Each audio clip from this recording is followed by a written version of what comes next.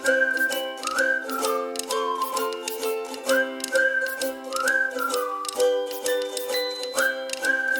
alaikum. My name is Muhammad Usman. I am here for Wordy. Today we will be learning masculine and feminine nouns in Arabic.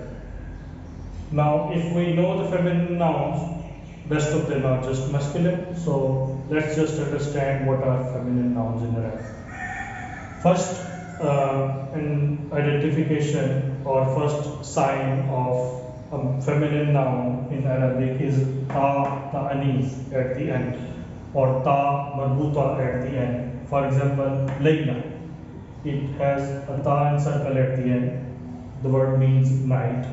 Jamila means beautiful. It has ta at the end. Ta at the end. Tayyiba, Qalila, Jannah, all of them have ta'anis at the end. So these are all feminine nouns.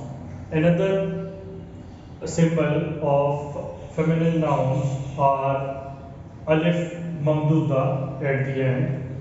For example, husna means goodness, zahra means flower, sahra means desert, khadra means green, and bayda means night.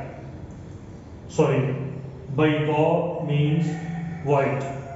Now these are all words, have alif mamduda at the end, and they are all feminine nouns.